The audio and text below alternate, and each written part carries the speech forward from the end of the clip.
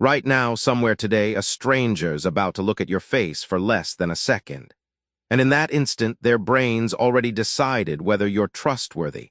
Not maybe, not probably, already decided. You won't get a chance to explain yourself. You won't get a chance to smile the right way or say the right thing first. The verdict lands before you've spoken a single word. Here's the part that should bother you. That verdict feels accurate. It feels like something true is passing between two faces. But what if it isn't reading anything real at all? You've spent your whole life trusting your gut read on people. A face that looks kind. A face that looks shifty. You'd probably bet money on your ability to spot the difference. You'd probably lose that bet. In 2006, psychologists Janine Willis and Alexander Todorov at Princeton ran an experiment that started pulling this apart. They showed people photos of unfamiliar faces for just 100 milliseconds. A tenth of a second, barely enough time to blink. Then they asked people to rate how trustworthy those faces looked. Here's the strange part. Those split-second judgments matched almost perfectly with judgments people made when they had all the time in the world. Extra time didn't change anyone's mind. It just made people more confident in a decision their brain had already made in a blink. And out of every trait they tested, trustworthiness came fastest of all. Faster than attractiveness. Faster than competence. Your brain decides who to trust before it decides almost anything else about a total stranger. That's unsettling on its own, but it gets bigger than that. In 2005, that same researcher, Alexander Todorov, ran a different study. He showed people photos of political candidates they'd never seen before. Just faces. No names attached. No policies. No speeches. People rated how competent each face looked. Off nothing but a glance. And those ratings predicted the real outcome of actual U.S. Senate races correctly almost 70% of the time. Nobody in that room knew a single thing about these candidates. They were reading jawlines and bone structure and calling it leadership.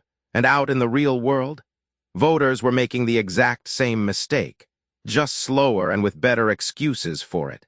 So faces clearly carry weight, real, measurable, election-deciding weight, which almost makes it feel safe to trust the system. Almost. Because in 1993, at Harvard, psychologists Nalini Ambeddy and Robert Rosenthal pushed this even further.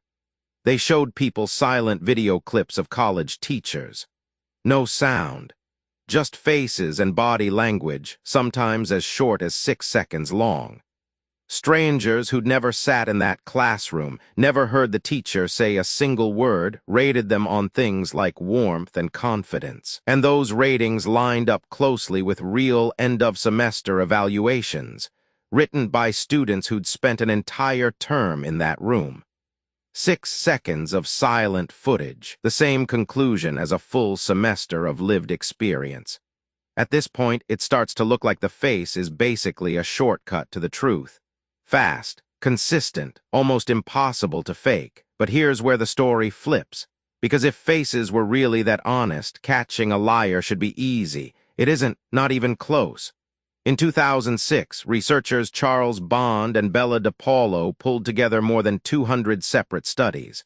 Over 24,000 people, all trying to do one simple thing, tell truth from lies just by watching someone's face and behavior.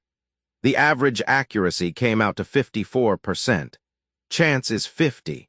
You could flip a coin and do almost as well as a room full of trained adults staring straight at someone's face, hunting for the tell that gives them away. So somehow a face can swing a Senate election, and that same face fails almost completely the moment someone in front of you is actually lying to you. Those two facts shouldn't both be true, unless something deeper is broken in the whole idea.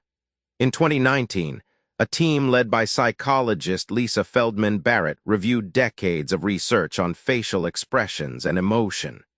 Nearly 100 years of assumptions about faces went under the microscope, and their conclusion challenged one of the field's most basic beliefs. The idea that a scowl always means anger, or a smile always means happiness, doesn't hold up the way almost everyone assumes it does. The same emotion shows up differently on different faces. And the exact same expression can mean completely different things, depending on the person and the moment you catch them in.